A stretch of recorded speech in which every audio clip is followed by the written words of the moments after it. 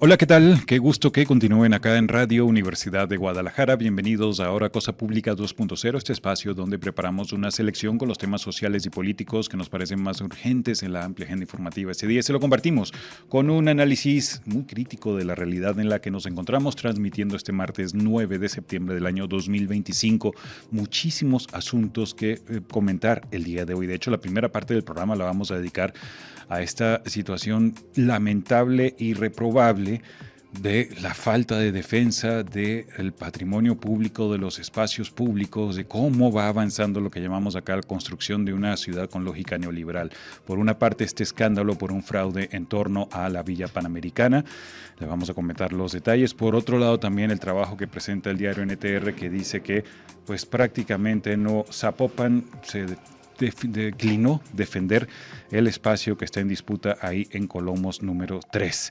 Y a todo esto se enmarca también con una serie de críticas al modelo de vivienda en nuestra zona metropolitana. Pero también vamos a hablar de otros asuntos, en particular de la crisis en torno a personas desaparecidas, con una entrevista a Edith Olivares Ferretto, directora ejecutiva de Amnistía Internacional acá en México, para ver la opinión que traen desde la semana pasada. De hecho, lanzaron una crítica por la omisión de la presidenta Claudia Sheinbaum a la crisis en torno a personas desaparecidas.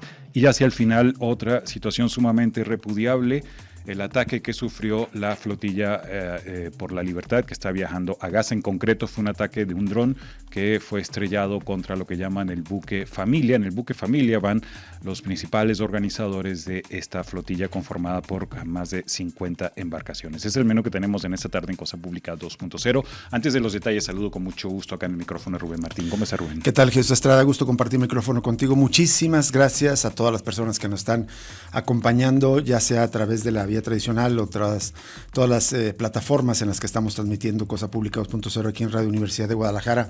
Vamos a esta primera nota, este tema tan relevante que tiene que ver justamente con uno de los proyectos inmobiliarios más controvertidos, más polémicos, más dañinos para el medio ambiente, que son las villas panamericanas. En un operativo de gran escala, la Fiscalía del Estado ejecutó el día de ayer el aseguramiento del conjunto habitacional Abaterra, que es lo que antes era la Villa Panamericana, como parte de una investigación por un presunto desvío masivo de recursos públicos del Fondo Jalisciense de Fomento Empresarial, el FOJAL, para crear a Grand Life Capital, empresa que en 2019 adquirió el inmueble para venderlo como vivienda. Según la dependencia, el presunto delito involucra a 77 personas y 39 empresas. Es gravísimo esta situación. Recuerda que FOJAL se supone que es este fondo que da préstamos o créditos a pequeñas y medianas empresas con la idea de que generen empleos, pero fue utilizado para esta triangulación. Dice la nota de NTR, la diligencia que fue autorizada por el juez segundo de control y enjuiciamiento del primer distrito judicial se deriva de la carpeta de investigación iniciada a petición del propio FOJAL, el cual denunció un complejo esquema de triangulación mediante el cual recursos destinados al fomento de la economía jalisciense fueron desviados para la adquisición ilegal de ese desarrollo inmobiliario Villa Panamericana. El entramado fue revelado ayer por el diario Mural. Recuerdan los colegas de NTR, y de acuerdo con investigaciones de la Vicefiscalía Especializada en Delitos Patrimoniales, los presuntos responsables utilizaron una red de empresas fachada que simularon contratos y préstamos para ocultar el destino final de recursos del FOJAL, los cuales originalmente estaban destinados a programas de generación de empleos y creación de empresas. Durante el operativo, las autoridades ministeriales establecieron la posesión ministerial de 340 unidades habitacionales y 2 áreas comunes, las cuales serán sometidas a peritajes especializados para incorporar evidencias a la investigación. Y según la Fiscalía, pues enfatizó que los residentes actuales del complejo no serán desalojados ni molestados durante este proceso. Hago un paréntesis acá, ese complejo nunca debió haberse construido en ese lugar. Este procedimiento se realiza con estricto apego a la legalidad, respetando el debido proceso y los derechos de todas las partes involucradas. La Fiscalía continuará con las investigaciones y dará seguimiento hasta determinar a las responsabilidades penales correspondientes, señaló la Fiscalía en el comunicado. Y los colegas de NTR recuerdan que desde abril este diario dio a conocer que, a pesar de que los institutos jaliscienses de vivienda, el IJALVI, y de pensiones del Estado, el IPEJAL, tenían 75% de los derechos accionarios del complejo de las villas, en un inicio, al no venderse como vivienda en la administración pasada, solo se les entregó el equivalente a 33% de las unidades habitacionales, IJALBI e IPEJAL, invirtieron 860 y 340 millones de pesos de forma respectiva en la construcción de la Villa Panamericana, y con su venta como vivienda pretendían obtener 1.500 millones de pesos en conjunto, pero el negocio fracasó. De hecho, a finales del año pasado, el entonces director del Instituto de Pensiones, Héctor Pizano, reveló que los empresarios que habían adquirido los derechos para quedarse con la Villa Panamericana a cambio de que el inmueble fuera destinado para vivienda, habían incumplido con sus obligaciones de pago tanto con pensiones como con el IJALBI, por lo que ambos organismos comenzaron el proceso para reclamar departamentos y ponerlos a la venta directamente. Hubo declaraciones del gobernador Pablo Lemus que recogen nuestro compañero Pablo Toledo aquí en Señal Informativa de Canal 44. Él señala que tras el hallazgo de una simulación de venta de departamentos en las vías panamericanas por 100 millones de pesos, el gobernador Pablo Lemus informó que entre los involucrados se encuentran empresarios, abogados, exfuncionarios y un notario, quienes deberán hacerse responsables, y agregó que el dinero recuperado será destinado al IPEJAL para asegurar las pensiones de los extrabajadores. Esto es una nota de Pablo Toledo con las declaraciones de Pablo Lemus. De acuerdo con investigaciones de la Fiscalía del Estado, se identificó a 77 personas y 39 empresas fachada que simularon contratos y préstamos con la intención de ocultar el destino real de los recursos otorgados. Estos recursos se utilizaron después para simular una compra de la Villa Panamericana. Esos 100 millones de pesos nunca llegaron a la villa. Lo que se hizo fue simplemente simular la compra de la propia villa. Con la inversión de ese dinero ya se presentaron todas las denuncias correspondientes. Vamos a rescatar los 130 millones de pesos con los intereses correspondientes, pero además vamos a recuperar departamentos de la Villa Panamericana que ilegalmente se adjudicó esta empresa. Con estos departamentos vamos a dárselos al IPEJAL para garantizar las pensiones de los trabajadores al servicio del Estado, 50% de ellos, y el otro 50% se destinará al Instituto Jalisciense de la Vivienda, dijo el gobernador. También dijo que ya se presentaron denuncias por el fraude cometido por una empresa constructora que en 2014 recibió un préstamo ilegal de 100 millones de pesos por parte del FOJAL, y además aseguró que quienes hayan adquirido el departamento en las villas de forma legal no deben preocuparse porque sus inmuebles no se verán afectados. Reiteró lo que ya decía también la autoridad en el comunicado. Y también dijo que fue un fraude monumental, así lo calificó el gobernador Pablo Lemus. De este tema habló para NTR Jorge Fernández Acosta, arquitecto y expresidente del Colegio de Arquitectos por el Desarrollo e Innovación Sustentable de Jalisco, y dijo que desde su concepción la Villa Panamericana fue un proyecto opaco y que nunca debió existir, pues desde un inicio se vislumbraba un juego de fraudes de todo tipo, y dijo que la villa fue concebida con un manejo político y corrupción desde los estudios previos para avalar la obra, pues no cumplía con lo marcado por las leyes y el código urbano. El especialista señaló en esta nota de NTR que la construcción de la obra, su uso, la venta a particulares y el permiso de habitabilidad se hizo en la opacidad y en agravio a los jaliscienses, todo para echar a andar lo que dijo un proyecto que no debió de existir. Bueno, y en otra nota sobre otro asunto que tiene que ver con este tema de Ciudad Neoliberal, nuestra compañera y amiga Sonia Serrano publica en el diario NTR que el Ayuntamiento de Zapopan no hizo una defensa adecuada para evitar que el Tribunal de Justicia Administrativa favoreciera la construcción de hasta 17,000 viviendas en la zona del Valle de los Molinos, impulsado por Casas Haber.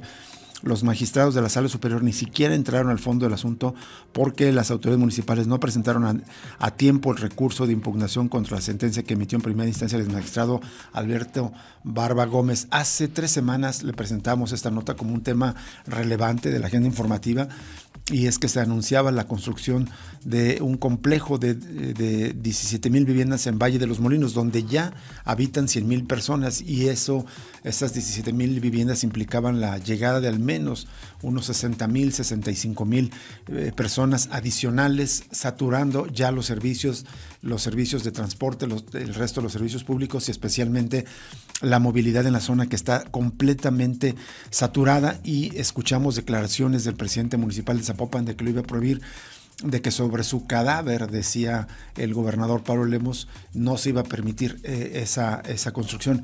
Y otra vez opera prácticamente lo que vimos en la Villa Panamericana, declaraciones ostentosas, supuestamente muy fuertes, pero en la práctica los gobiernos municipales parece que se hacen tontos de manera deliberada para luego permitir que las autoridades administrativas entreguen esos permisos. De hecho, hay que sumar a esa lista, Rubén, también el caso de Colomos 3, es el mismo patrón. El escándalo, porque está en riesgo, digamos, estos patrimonios, y luego las declaraciones rimbombantes sobre mi cadáver, lo permitiremos, y luego vemos pues la realidad de cómo entran estos golazos. Volviendo a la nota de NTR del caso de las 17,000 viviendas, según lo señalado en la resolución emitida el 3 de abril del año pasado, a lo que el diario NTR tuvo acceso, los magistrados resolvieron que era innecesario, dice, entrar al estudio de los agravios formulados por la autoridad demandada en su recurso de apelación, toda vez que el señalado medio de impugnación es improcedente por extemporáneo. La representación jurídica del Ayuntamiento de Zapopan en ese momento era del síndico municipal cargo que era ocupado por Manuel Rodríguez Escoto Leal, quien además asumió la alcaldía cuando el presidente municipal, Juan José Frangés, solicitó licencia para separarse del cargo 40 días a partir de noviembre de 2023. Y actualmente el funcionario es director jurídico de la Consejería Jurídica del Poder Ejecutivo de Jalisco, aunque en su currículum público no lo menciona. Él publicó en la red social LinkedIn que fue gerente general de la desarrolladora Tierra y Armonía de 2005-2010 y gerente legal de la misma empresa de 2014-2015, y se recuerda que esta empresa pertenece a familiares del exgobernador Enrique Alfaro. En la resolución de la Sala Superior del Tribunal de Justicia Administrativa se señala que el Ayuntamiento de Zapopan presentó un recurso de apelación en contra de la sentencia definitiva que se había dictado el 13 de diciembre de 2023 en un juicio de ese mismo año. Dicha sala recibió el expediente en febrero de 2024, asignándole el número 608/2024. Los magistrados apuntaron que la apelación debía interponerse dentro de los 5 días siguientes a aquel en que surtiera efectos la notificación de la sentencia, lo que ocurrió el 23 de enero del año pasado, por lo que al día siguiente comenzó a correr el plazo para que el municipio se inconformara, pero quitando los días inhábiles, el plazo venció el 30 de enero del 2024. Y en la misma resolución se menciona que el recurso de apelación que interpuso el Ayuntamiento de Zapopan fue ingresado en la Fiscalía de Partes hasta el 6 de febrero, por lo que el medio de defensa en la cita fue presentado en forma extemporánea, según resolvieron los magistrados Abelino Bravo Cacho, José Ramón Jiménez Gutiérrez y Fanny Lorena Jiménez Aguirre. La demanda en este juicio fue presentada por los desarrolladores en contra del dictamen municipal, que negó la factibilidad de los usos de suelo habitacional unifamiliar de densidad alta, habitacional plurifamiliar de densidad alta y comercial y de servicios, además de la impugnación al plan parcial de desarrollo urbano con respecto a la zonificación secundaria que afectaba a su predio. En primera instancia, el ex magistrado Barba Gómez determinó que el desarrollo inmobiliario, que estaría ubicado a un costado del fraccionamiento Valle de los Molinos, sí es factible, dijo, sin rebasar la capacidad de los servicios básicos de la zona donde se localiza, según el documento. El documento agrega que según los peritajes realizados, el predio no es de conservación, por lo que en dicha zona sí es posible intensificar o aumentar la densidad establecida para la construcción de vivienda, y que de realizarse una acción urbanística con los usos y destinos del suelo solicitados por la parte actora, no se estaría rebasando la capacidad de los servicios básicos de agua potable y alcantarillado de la zona, aunado a que la zona cuenta con capacidad suficiente para el suministro de energía eléctrica y que a su vez la capacidad de tránsito vehicular en la zona no tendría un impacto perjudicial notabilísimo. También dice que el proyecto urbanístico es acorde al contexto urbano donde se localizan los predios que se desarrollaría. Esta nota es muy importante porque revela cómo se teje el entramado para los negocios inmobiliarios. Si bien es cierto que el Ayuntamiento de Zapopan no cumplió con los plazos para entregar este recurso jurídico, es evidente que lo que están diciendo los magistrados no se sostiene. Están saturados los servicios en todo tipo y claramente hay una saturación de las vías de ingreso y salida de esta zona, por lo cual los argumentos de que sí se sostiene ese desarrollo habitacional pues es falso. Nos vamos a ir a una pausa y regresamos con más información aquí en Cosa Pública 2.0.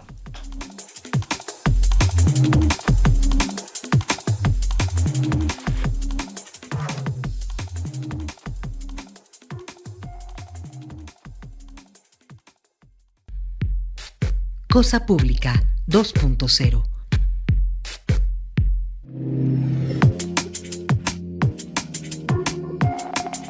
Seguimos en Cosa Pública 2.0. Bueno, hay otras críticas a esta, digamos, derrota del gobierno de Zapopan en este desarrollo inmobiliario en Valle de los Molinos.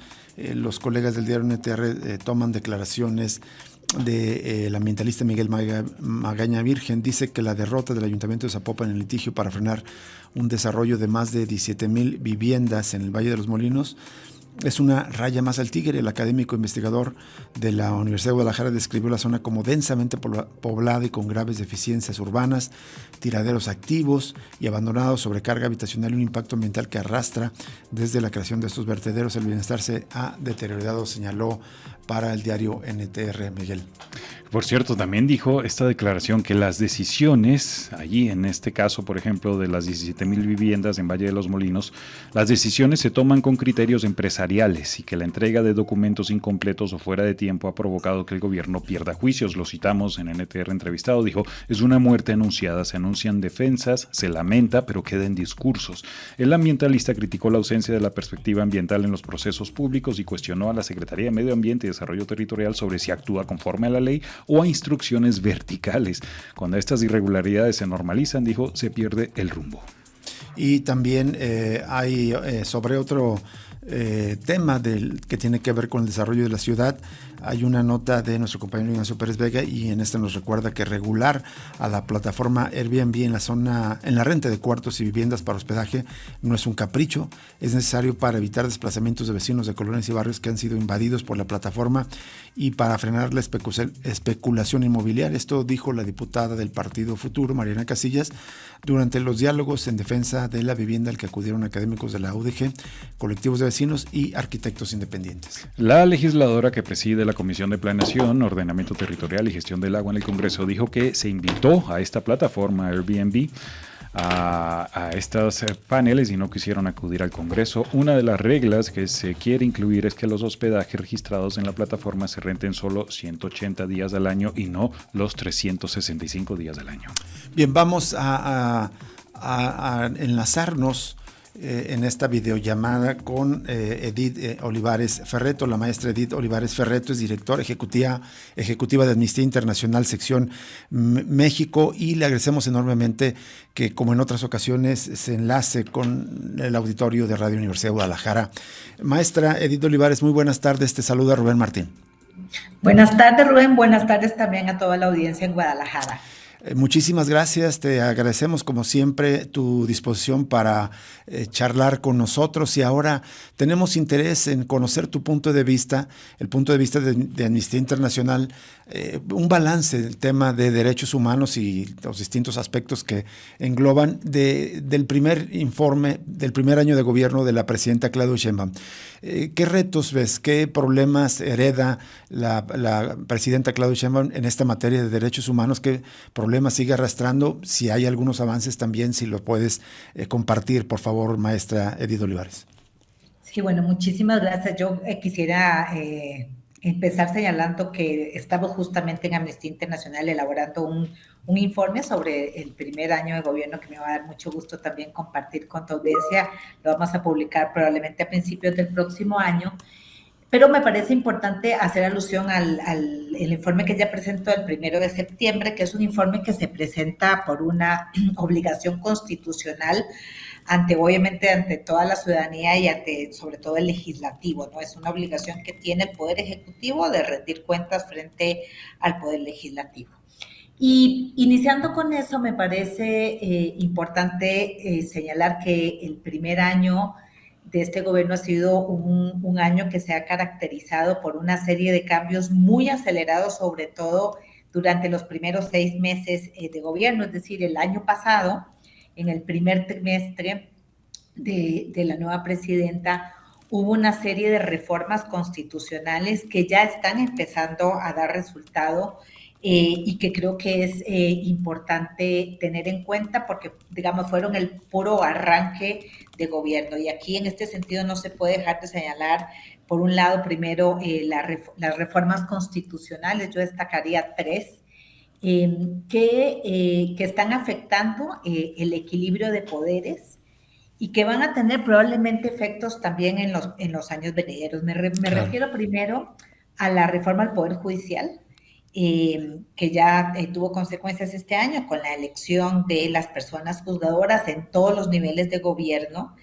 y que pues ha puesto como también en riesgo el equilibrio de poderes. Y por eso iniciaba con este tema de que hay una obligación constitucional de la Presidenta de la República, que es la jefa del Poder Ejecutivo, de rendirle cuentas al Poder Legislativo, porque en México la reforma constitucional debilitó el equilibrio de poderes y en un momento en donde el Poder Judicial ya perdió tanta fuerza como en este ámbito de acción de equilibrar al Poder Ejecutivo y al Poder Judicial, el hecho de que también frente al Legislativo, que está tan mayoritariamente formado también por el Partido del Poder, nos deja como con pocos espacios de contrapeso.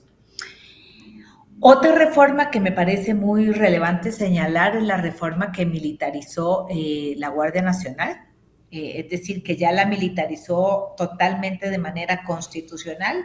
Tenemos una Guardia Nacional que ya es una Fuerza Armada más y que los recientes, digamos, noticias respecto la posible, digamos, involucramiento de personeros o elementos de la Marina en algunos, digamos, delitos de alto impacto, también nos recuerda cuál es el riesgo de depositar la seguridad pública en manos de las Fuerzas Armadas en México. Aquí hay que recordarlo, hemos señalado desde hace casi 20 años, México está faltando al deber de garantizar una seguridad pública centrada en las personas. Y por supuesto que el otro elemento que me parece muy importante señalar es todo lo que tiene que ver con las reformas que digamos, nos dejaron sin algunas de las instituciones a cargo de la transparencia. Eso por un lado. Y por otro lado, creo que dos elementos que llamaron muchísimo la atención en el informe de la presidenta son los silencios también, Sí, es decir, de lo que no habló la presidenta en este informe. Y me parece muy importante señalar que la presidenta de la República no hizo ningún señalamiento respecto a la crisis de desapariciones que se vive en este país. En este país hay más de 133,000 personas desaparecidas. Y creo que este es un tema altamente sensible. Además, justamente el estado de Jalisco, que es uno de los estados que tiene mayor número de personas desaparecidas en el país. Y llama mucho la atención que la presidenta no haya hecho ningún señalamiento respecto a las personas desaparecidas, respecto a los riesgos que viven las personas que les buscan, que son en su mayoría mujeres, y sobre todo también respecto al caso Ayotzinapa, que sigue pues francamente empantanado, Rubén. Así es. Justo sobre esto quería preguntarte esta última parte que mencionas, Edith Olivares, la omisión, el tema de desaparecidos, que fue evidentemente muy, muy significativa, muy dolorosa para las familias, porque al no nombrarlo parece ser que lo evade, lo ignora, se trata de encubrir en lugar de digamos, destacarlo como una prioridad nacional en sus acciones de gobierno. Sí, Rubén, además es uno de esas situaciones que se vive en el país que es imposible negar.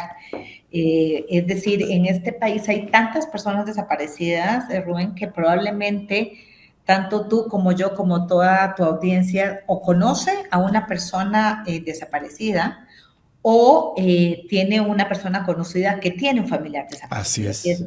Ese es el volumen, la magnitud.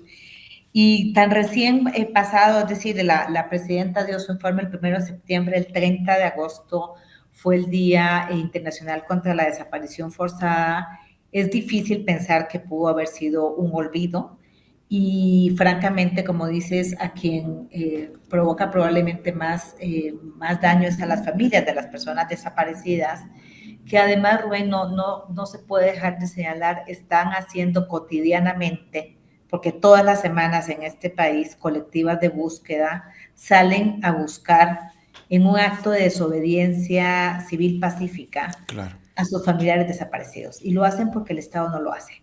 Entonces, no solamente tenemos alrededor de 40, 50, 60 personas desaparecidas cada día, sino que además tenemos una gran cantidad de mujeres, sobre todo mujeres, porque el 90% de quienes buscan son mujeres, que están saliendo todas las semanas o en algunas ocasiones todos los días a buscar a sus familiares y a los familiares de otras personas, a nuestros desaparecidos, con sus propias herramientas, con sus varillas, con sus picos, con sus palas, y que esto además las coloca en una gran cantidad de riesgos y que están siendo severamente afectadas. Yo te comento, Rubén, como primicia para tu audiencia, que en la primera semana de diciembre vamos a presentar este informe en Guadalajara, un informe que hicimos en Amnistía Internacional que se llama Desaparecer otra vez y que justamente habla de las afectaciones y violencias que viven las mujeres buscadoras. Y los retos que enfrentan, ¿no? Estas madres buscadoras, esposas, hijas buscadoras. Así es, y Rubén, claro que el otro tema que me parece relevante en este mismo sentido es el silencio respecto al caso Ayotzinapa, en el que, digamos, el sexenio pasado y todavía este gobierno ha mostrado un compromiso en el orden de la narrativa, pero en donde ha habido pocos avances en el orden de los resultados, porque los resultados tendrían que ser pues que se encuentren los estudiantes, es decir, hay más de 40 estudiantes que todavía no han sido identificados. Entonces, ¿dónde están los estudiantes? El acceso, el derecho que tienen las familias, los papás, las mamás de los estudiantes de Ayotzinapa. Estamos ya a punto de cumplir 11 años de la desaparición de los estudiantes y no sabemos dónde están. Y ellos tampoco saben qué pasó con los estudiantes, quién los desapareció. Y yo aquí quisiera también insistir en la necesidad y la urgencia de que el Estado mexicano y la comandante en jefe de las Fuerzas Armadas garantice y exija al ejército mexicano que entregue todos los folios que tiene el ejército mexicano de la información sobre la desaparición de los estudiantes de Ayotzinapa. Perfecto. ¿Qué tal, Edith? Te saluda Jesús Estrada. Un gusto escucharte. Justo quería preguntarte, andar un poco más en los datos, solo recordar al auditorio de cuántas personas buscadoras han sido agredidas en el gobierno anterior y en este gobierno. Me parece el dato que publicó Amnistía Internacional es que solo en lo que va de 2025 han sido asesinadas 4 mujeres buscadoras y 2 hombres buscadores en México, es decir, 6 familiares desaparecidos asesinados durante búsquedas.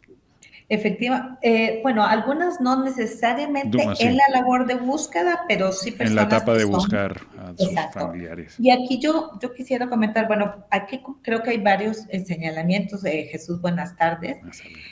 Un elemento importante es la cantidad de personas buscadoras que han sido asesinadas en el país, que ya vamos por la cuenta de más de 30 personas, y como bien señala, 6 en este año.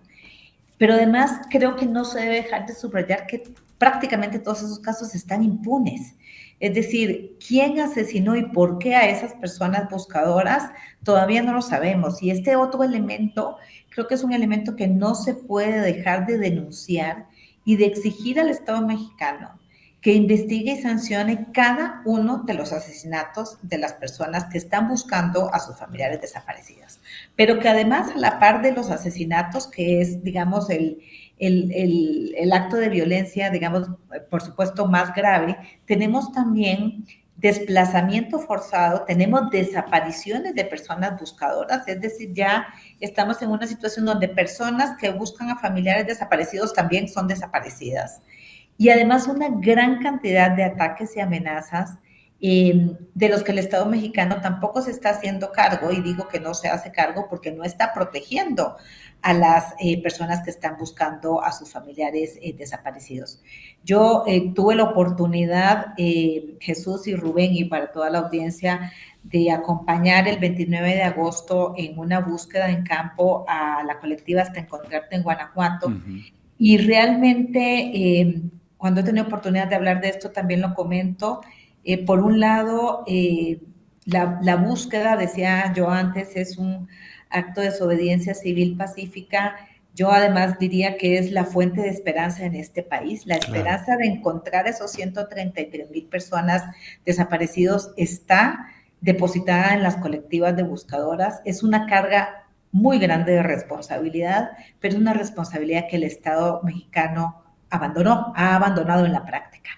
Pero aunque es muy esperanzador y hay muchísimas prácticas de cuidado, de colaboración y de mucha esperanza, insisto, también hay que señalar que es una labor que tiene diferentes riesgos, como los que ya hemos señalado, pero otros que son propios de la acción de búsqueda, y que realmente es asombroso observar cómo el Estado mexicano ha prácticamente dejado en el abandono a las familias de estas 133,000 personas desaparecidas, y estas mujeres están, digamos, poniendo el cuerpo, poniendo la energía, poniendo los recursos, porque ellas están invirtiendo sus recursos económicos, poniendo su salud para encontrar a esas personas desaparecidas, encontrándolas además, porque son las buscadoras las que encuentran a personas desaparecidas. Y entonces, en este contexto también, Jesús, es doblemente, digamos, doloroso una omisión en el informe de la presidencia respecto a la labor que están realizando también las mujeres buscadoras. Edith Olivares, estamos en esta guerra informal, decimos aquí en Cosa Pública 2.0, dada la magnitud de las cifras. Pero en los últimos meses la presidenta insiste, y evidentemente lo hizo en el informe, de que los homicidios dolosos se van reduciendo. Pero ¿cómo ves específicamente el combate a la delincuencia? Ciertos avances, pero también sigue habiendo abusos de de las fuerzas de seguridad mexicanas. Hay casos de tortura, hay casos de detenciones arbitrarias, ejecuciones extrajudiciales que Amnistía Internacional haya registrado en este último año. Sí, bueno, yo quisiera decir que por supuesto que a todas las personas nos alegra que haya una disminución en cualquier tipo de delito, sobre todo en un delito como los homicidios, ¿no? Siempre desde Amnistía Internacional vamos a reconocer los avances en materia de derechos humanos, lo hemos hecho históricamente y lo seguiremos haciendo. Ahora, en el caso de los homicidios, sí me parece importante hacer una puntualización, y es que en efecto, en las cifras oficiales, los homicidios están registrando una disminución, pero también, sobre todo las colectivas de buscadoras han alertado que esta disminución no se puede ver separada del aumento en la desaparición de personas. Y desafortunadamente, las propias colectivas han asumido, muy desafortunadamente, que muchas de las personas desaparecidas podrían no estar vivas y ser víctimas de un homicidio. De hecho, creo que las 133,000 personas desaparecidas, hay que también cotejar esa cifra con las más de 72,000 cuerpos sin identificar. Por supuesto. Que están en manos del Estado mexicano, ¿no?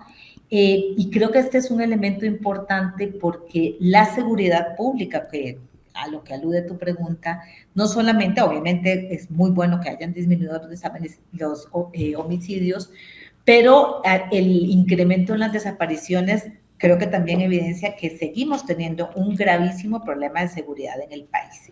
Y la seguridad es un derecho de las personas que el Estado también está obligado a garantizar.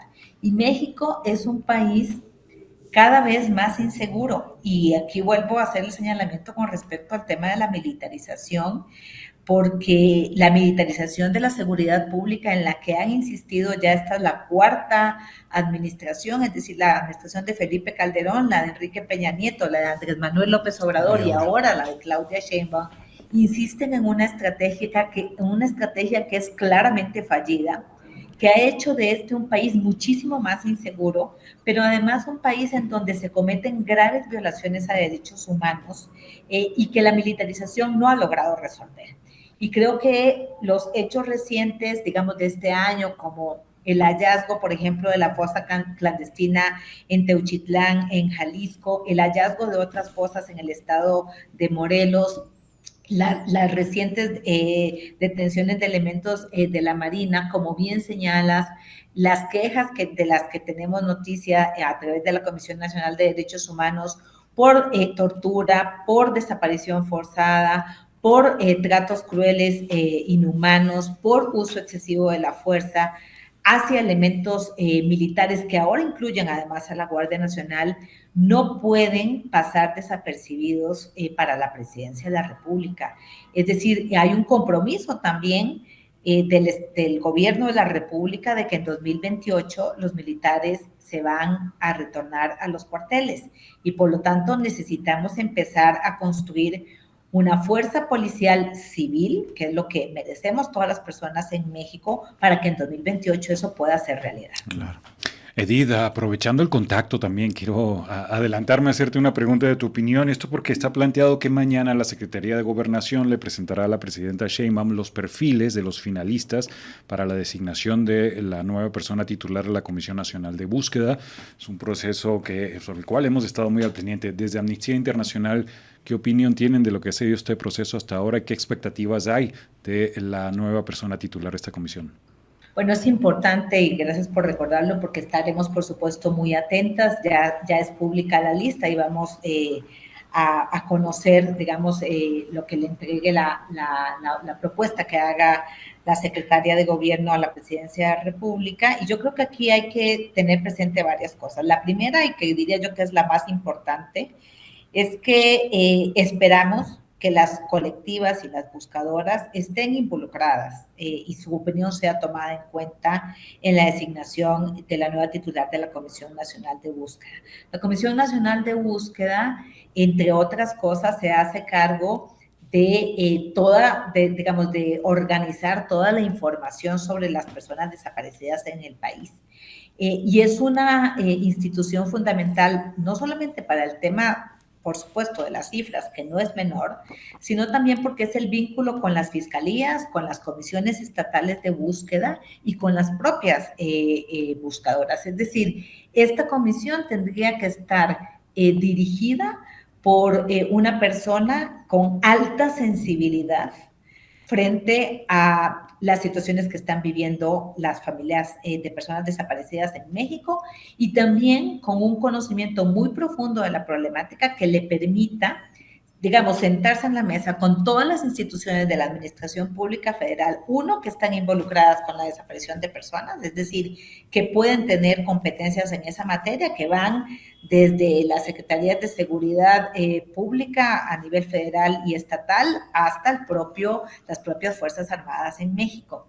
Pero además que también pueda estar en coordinación con quienes, digamos, hacen toda la ingeniería de datos en el país, pero también con quienes deberían estar dándole servicios de atención a las personas que están buscando a personas desaparecidas. Es decir, en coordinación con las Secretarías de Salud, con el DIF, con las Secretarías también de Bienestar, porque las personas que están buscando a sus familiares desaparecidos requieren una serie de servicios por la labor que están realizando y están haciéndolo por su propia cuenta. Así que realmente esperamos que haya un compromiso y que las personas, digamos, las colectivas estén involucradas y tomadas en cuenta en la decisión y que además la persona que dirija esta comisión tenga todas las credenciales para poder, digamos, desarrollar esa labor, que es una labor indudablemente, digamos, difícil, compleja, pero que también requiere muchísima sensibilidad con las colectivas. Así es. Bien, Edith Olivares Ferretto, muchísimas gracias por aceptar conversar con nosotros. Y si te parece, ya nos adelantabas, vienes en diciembre a presentar este informe sobre las madres y colectivas buscadoras. Si te parece, nos ponemos de acuerdo antes para informar de esa presentación y eventualmente, cuando estés por acá, si es posible tenerte acá en cabina para hablar de este tema. Y seguimos en contacto. Muchas gracias, Edith. Con muchísimo gusto y con muchísimo gusto también acompaño en cabina. Me va a dar muchísimo gusto estar por allá. Y gracias. Gracias, la maestra Edith Olivares Ferretto, directora ejecutiva de Amnistía Internacional México. Vamos a una pausa y regresamos con más información.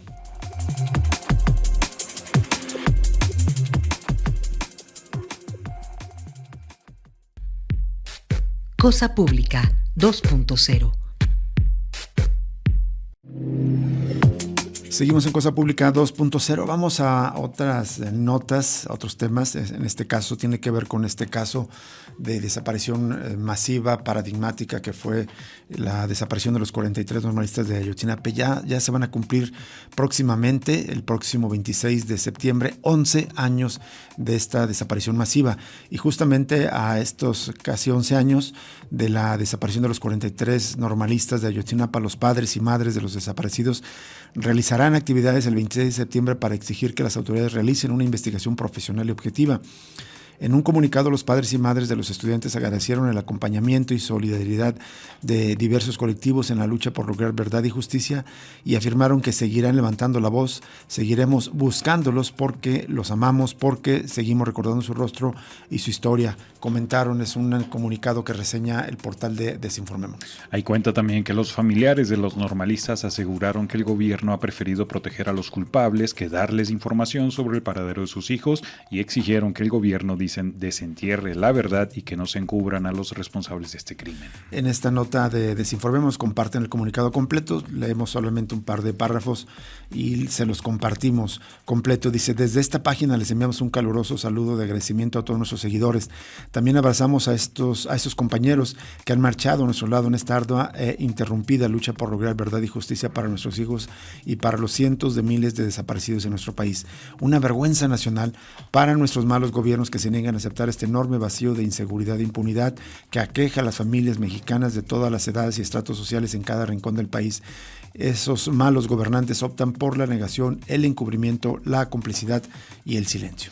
Después agradece a todas las personas que han expresado solidaridad y dicen: nosotros por millonésima vez levantamos la voz para exigir, reclamar y denunciar al gobierno mexicano la verdad y la justicia que nos han negado en todos estos años a raíz de los execrables hechos de septiembre de 2014 en Iguala Guerrero. Es un crimen de un Estado omiso y negligente donde existe la colusión de funcionarios y la complicidad de los criminales fuera y dentro de un gobierno en turno. En sí hemos vivido una violencia institucionalizada.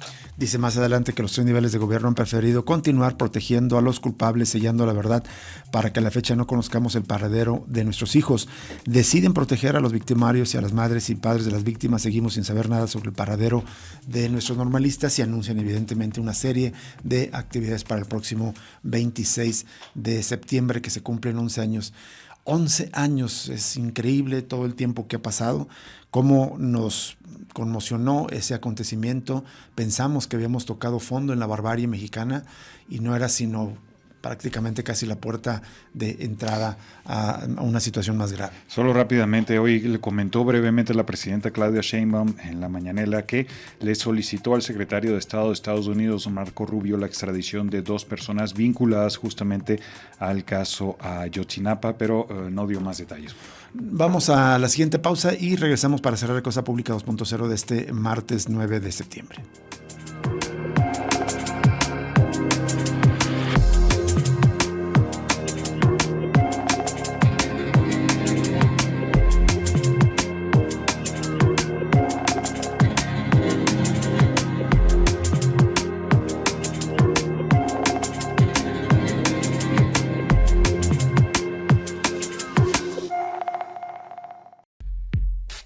Cosa Pública 2.0.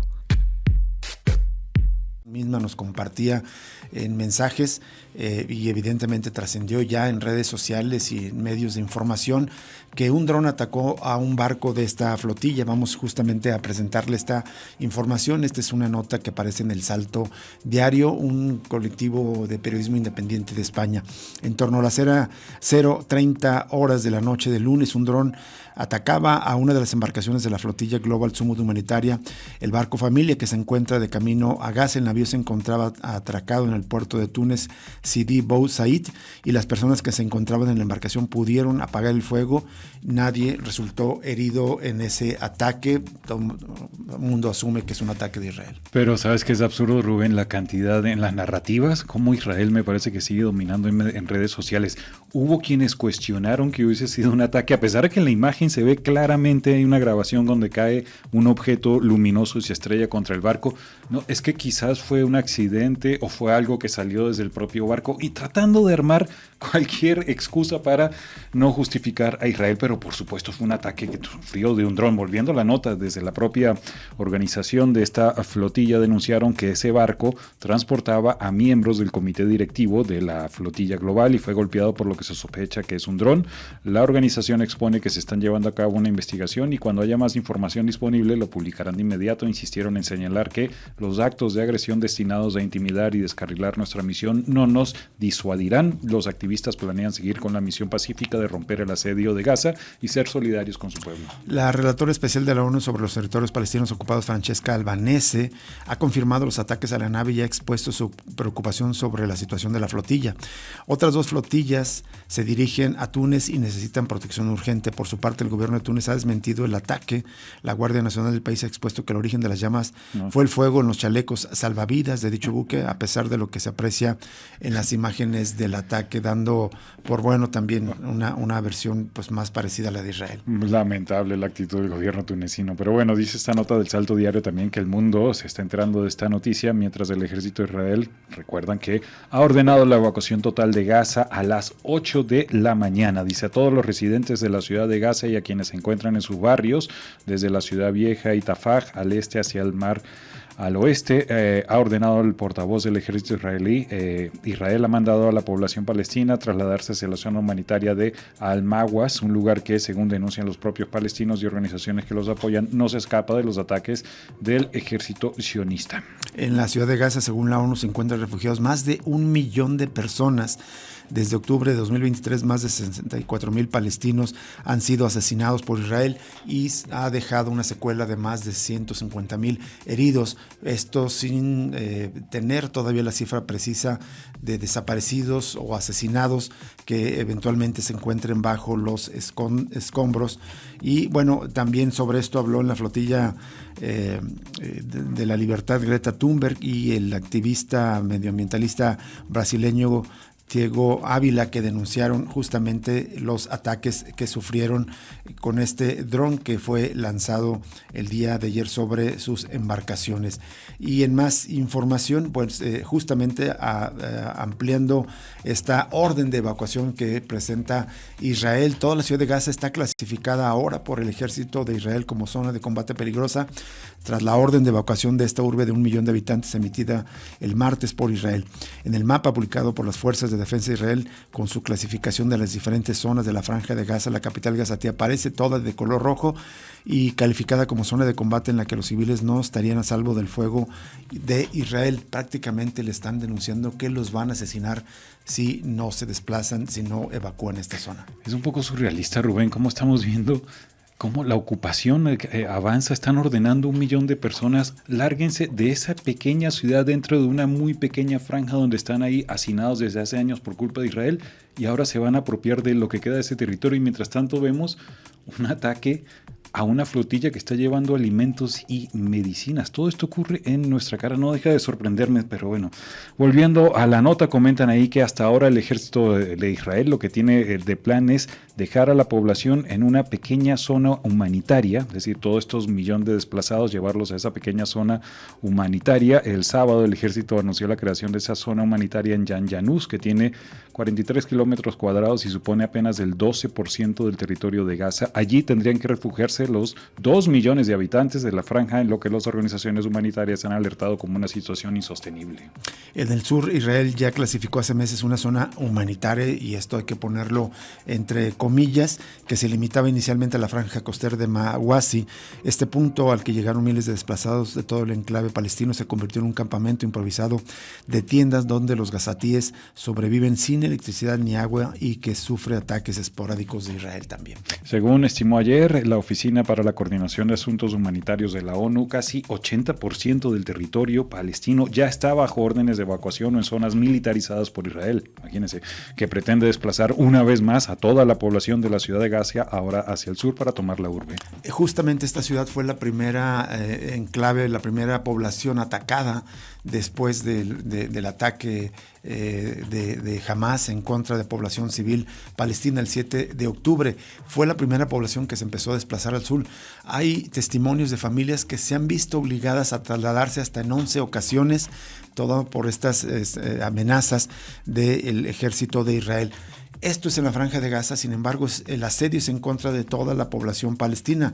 Justamente la agencia AFP publica que 2 palestinos abrieron fuego el lunes a una estación de autobuses de Jerusalén Este y mataron a 6 personas. Esto informaron autoridades de Israel en uno de los ataques más mortíferos en la ciudad desde el inicio de la guerra de Gaza. El ataque se produjo a la entrada del barrio Ramot en Jerusalén Este, la parte de mayoría palestina ocupada y anexionada por Israel.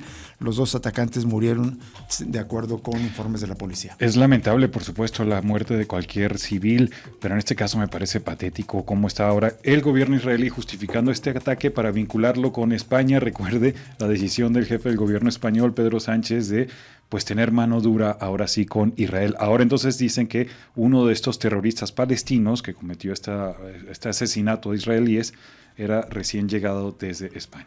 Nos vamos, muchas gracias por permanecer en sintonía con nosotros. Lo invitamos a quedarse en Radio Universidad de Guadalajara. Sigue El Lugar Común y luego la programación habitual. Y nosotros lo invitamos a que mañana nos acompañe nuevamente a otro análisis crítico de la realidad aquí en Cosa Pública 2.0. Hasta mañana, gracias.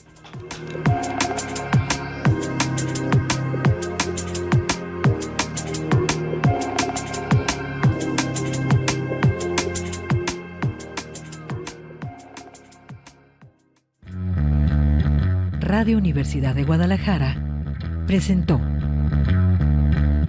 Cosa Pública 2.0. Rubén Martín y Jesús Estrada con el análisis crítico de la actualidad. Cosa Pública 2.0. Gracias por escucharnos.